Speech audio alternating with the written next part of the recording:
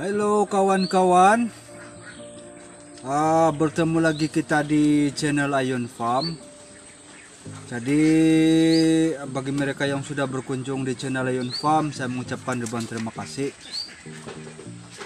Yang baru pertama kali berkunjung, saya mengucapkan selamat datang dan terima kasih banyak-banyak sebab sudi berkunjung di channel Ion Farm ini. Oke, pada kali ini biarpun santai-santai, tapi saya terpanggil untuk membuat konten balik berkenaan dengan konten sehari itu. Saya ingin membuat sambungan dia berkaitan dengan tanaman koko ini, sahabat-sahabat dan kawan-kawanku. Sebab hari itu saya buat konten ini, banyak yang bertanya berkaitan dengan tanaman ini. Jadi di kesempatan ini saya akan merungkai lah ataupun memberi jawaban sedikit, sekurang-kurangnya dapat membantu sedikit lah berkaitan dengan masalah-masalah yang dihadapi dan keinginan-keinginan tertentu yang ingin diketahui. Jadi ada juga yang menghubungi saya secara personal berkaitan dengan tanaman koko ini. Jadi saya akan membuat konten lah untuk menjawab keseluruhan apa yang ditanya itulah. Jadi di sini dia punya persoalan-persoalan itu saya sudah rangkum sebanyak ada 5 soalan yang top. Yaitu yang pertama, dia berkaitan cara untuk menghubungi ataupun mendapatkan maklumat mengenai tanaman koko ini. Itu soalan yang pertama. Dan yang kedua, bagaimana mendapatkan anak benih. Oke. Dan yang ketiga, dia berkisar kepada pendapatan. Jadi ini susah sedikit saya mau jawab, tapi saya akan sedaya upaya untuk menjawab lah. Sekurang-kurangnya boleh membantu juga lah kan. Dan yang keempat, dia bilang tentang masalah yang bakal dihadapi selepas membuat penanaman koko ini. Tapi saya rasa ya berkisar kepada masalah penyakit lah. Kalau yang pertanyaan begini kan, ini memang berkisar terus kepada penyakit lah yang akan dihadapi. Dan yang terakhir, dia berkaitan dengan penjualan, di mana kita menjual. Oke, ini pun agak bagus juga dia punya persoalan, sebab bila kita menanam sesuatu tanaman kan, pertama yang kita mau cari adalah pasaran dia. Jadi itulah antara dia punya soalan-soalan yang saya terima lah. Jadi hari ini saya akan menjawab apa yang saya tahu, dan harap-harap boleh membantulah kepada yang memerlukan. Kawan-kawan, saya akan mulakan dengan soalan yang pertama. Soalan yang pertama ini lebih kepada macam mana cara kita untuk mendapatkan maklumat mengenai tanaman koko ini dan macam mana cara kami untuk menghubungi pejabat-pejabat lembaga koko Malaysia yang berdekatan.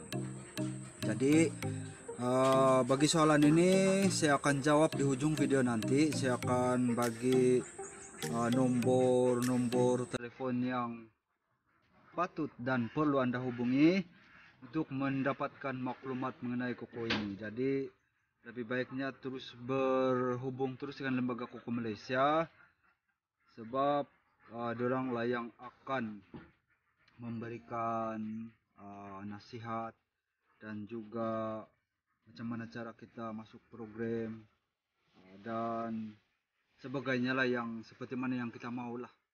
Jadi semuanya ada di sana itu kawan-kawan. Jadi kamu hubung saja itu nomor nanti sekiranya kamu berminat lah. Oke, itu saya punya jawaban yang pertama kawan-kawan. Oke, kita akan beralih kepada soalan yang kedua. soalan kedua ini lebih berkisar kepada jumlah pendapatan lah. Jadi jumlah pendapatan ini kalau diikut susah kita mau anggar, sebab pokok ini kebiasaannya dipengaruhi oleh keadaan cuaca. Keadaan cuaca ini yang banyak mempengaruhi jumlah pengeluaran dia lah. Sekiranya musim hujan, pengeluaran dia pun akan berkurang juga ini kawan-kawan. Dan juga musim kemarau, dia juga mempengaruhi lah. Jadi dia akan merosot pada kedua-dua keadaan cuaca macam itulah. Jadi dia punya anggaran ini, kalau yang ditanya macam ini kan dia umum, tidak dinyatakan berapakah keluasan dan berapakah bilangan pokok. Jadi saya akan jawab untuk keluasan 1 hektar lah. Untuk 1 hektar ini yang sebetulnya kita boleh tanam, bilangan pokok dia ada 1.000 untuk sistem tanaman 4 segi, dan juga 1.111 untuk sistem tanaman 3 segi. Jadi dia berbeza nih kawan-kawan, sistem 4 segi dengan 3 segi lah. Jadi 3 segi lebih banyak boleh ditanam lah di kawasan untuk 1 hektar. Jadi fakta yang kedua adalah koko ini, tanaman koko ini mempunyai 4 musim berbuah banyak dalam setahun kawan-kawan. Jadi dalam 4 musim ini dia dinamakan banjir buah. Pada masa ini dia bergantung juga kepada keadaan cuaca. Sekiranya keadaan cuaca oke, dia akan berbuah banyak kawan-kawan. Jadi kita anggar sajalah kawan-kawan, dalam satu pokok itu kita boleh ambil 1 kilo lah untuk satu pokok. Berarti satu pokok itu memerlukan 24 hingga 30 biji. 24 hingga 30 biji ini kalau kita proses, dia akan menjadi 1 kilo untuk pokok kering. Jadi kebiasaan dia nih, pokok koko ini dia akan berbuah lebih daripada 30 pot. Maksudnya di sini pot buah lah. 30 buah dia punya buah lah, lebih daripada 30 biji. Maksudnya di sini kita boleh ambil lebih daripada 1 kilo untuk satu musim lah. Maksudnya satu musim ini yang 4 musim yang saya kasih tahu tadi lah. Jadi kalau satu pokok itu dapat 1 kilo, kalau harga 9 ringgit, coba bayangkan kawan-kawan, 9 ringgit kali dengan 1.000 pokok, sudah 9.000 satu musim lah untuk satu musim. Maksud saya satu musim yang berbuah banyak tuh. Dalam 1 tahun itu ada 4 kali. 4 kali sekiranya kita dapat, mula-mula kita 9.000, kita darab dengan 4, kita bahagi dengan 12 lah, itu udah punya purata tuh kawan-kawan. Jadi itu anggaran kasar saja kawan-kawan, yang sebetulnya lebih daripada itulah. Tapi kita boleh anggar, kita boleh target lah dalam satu pokok itu 1 kilo saja untuk satu musim. Jadi di sini sudah ada pembayangkan berapa sudah dia punya purata. Oke, itu saya punya jawaban yang kedua kawan-kawan. Oke kawan-kawan, untuk soalan seterusnya, bagaimana kita mendapatkan anak benih? Ini memang saya sendiri pun saya rasa susah untuk mendapatkan anak benih, sebab masa sekarang memang kurang usahawan-usahawan yang menceburkan diri dalam bidang ini. Adapun cuma sedikit, lagipun usahawan-usahawan yang dilantik oleh Lembaga Koko Malaysia adalah pelesen, dan mereka ini adalah antara orang yang telah dilatih oleh Lembaga Koko Malaysia untuk menjaga kualiti benih koko itu sendirilah. Dia mesti ada lesen baru boleh jual sembarang itu anak benih lah kawan-kawan. Jadi untuk mendapatkan maklumat, hubung saja Lembaga Koko Malaysia. Macam mana kami mendapatkan benih koko lah. Selepas kita menghubungi, dorang akan membuat jawapan, dan jawapan yang dorang bagi itulah yang kita ikut kawan-kawan. Sebab kalau kita membeli, macam kita membeli benih buah-buahan kan, koko memang tiada di pasaran kawan-kawan. Oke. Itu saja jawaban saya untuk yang kedua. Kamu hubung saja lembaga Koko untuk mendapatkan maklumat. Oke. Soalan seterusnya kawan-kawan adalah berkaitan dengan apakah masalah yang kami hadapi sekiranya kami menceburkan diri dalam bidang tanaman koko. Tapi saya perhatikan di sini dia punya masalah ini memang satu sajalah. Dia memang masalah penyakit. Tanaman koko ini yang sebetulnya dia punya musuh utama adalah serangan kulat. Kulat lah dia punya musuh utama ini kawan-kawan. Jadi sekiranya ada kulat di sekeliling kita punya kebun koko tidak akan jadi. Macam mana pun kita jaga kawan-kawan dia tidak akan memberikan hasil kepada kita lah. Jadi sekiranya kita menanam, satu yang perlu kita jaga adalah kita elakkan berlakunya ada kulat di sekitaran dia lah. Cara untuk mengelak itu kawan-kawan, terutamanya kalau koko itu sudah menjadi koko dewasa, pastikan kita sentiasa pangkas lah.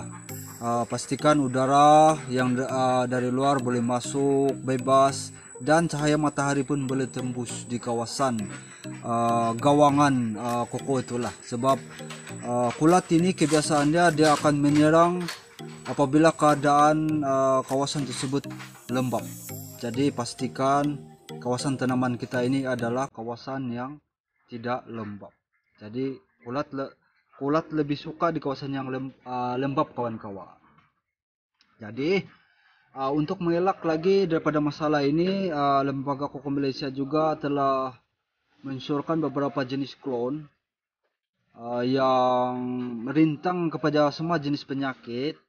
Terutamanya penyakit yang disebabkan oleh kulat ini yaitu penyakit VSD ataupun mati rusut. Ini memang masalah besar nih kawan-kawan kalau dia ada di kebun. Sebab satu kali nih kawan-kawan dia kasih mati kita punya koko. Jadi cara dia kawan-kawan kalau kita menanam koko kan jangan kita tanam satu klon saja dalam satu kebun lah. Pastikan sekurang-kurangnya ada 4 ataupun 5 jenis klon dalam satu kebun. Maksudnya di sini jangan satu jenis saja kawan-kawan. Sebab sekiranya berlakunya serangan penyakit bukan keseluruhan yang kena kawan-kawan. Sebab dia ada rintangan-rintangan tersendiri kepada penyakit lah. Kebiasaannya kalau di kawasan Sabah ini kebiasaan yang disuruhkan adalah klon PBC 123, KKM 22, MCBC 1, KKM 1, KKM 4 dan QH 1003. Ini adalah antara klon-klon yang paling rintang lah untuk penyakit VSD ini kawan-kawan. Jadi untuk mengelak daripada itu kita pilihlah tanamlah ini klon untuk mengelak daripada penyakit inilah. Jadi rumusannya di sini kalau kita menanam jangan satu klon saja kawan-kawan, pastikan ada 5 klon. 5 jenis klon yang diserukan oleh Lembaga Koko Malaysia. Lagi cantik tuh kawan-kawan sebab dia punya buah berbagai jenis warna. Oke? Macam bunga kita nampak tuh kawan-kawan cantik. Oke, itulah jawaban saya kawan-kawan untuk soalan yang keempat lah saya rasa tadi.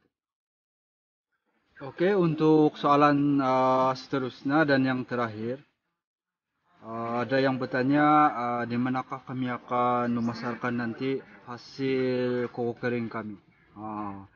Ini memang dia punya semangat ini bukan alang-alang kawan-kawan, sebab belum lagi menanam sudah tanya di mana mau jual. Ini memang bersemangat lah. Teruskan semangat itu kawan-kawan.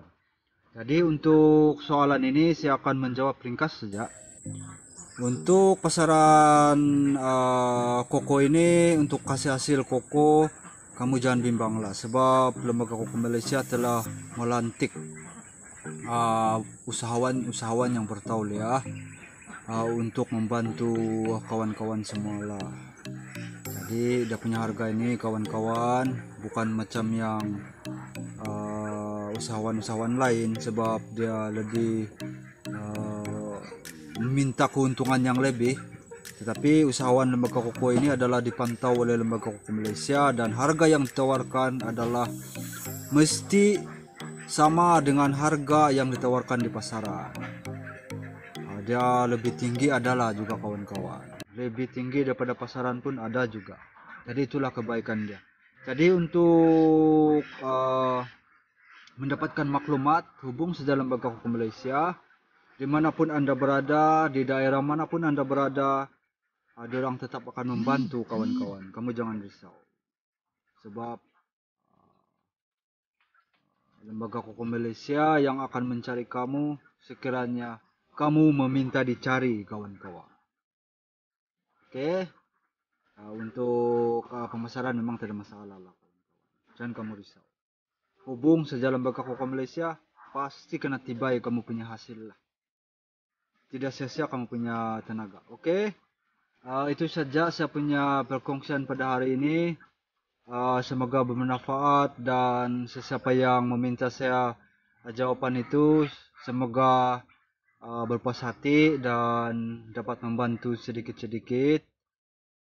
Itu sajalah kawan-kawan yang mampu saya membantu. Dengan itu saya mengucapkan terima kasih kepada semua. Terima kasih guys. Terima kasih. Terima kasih guys.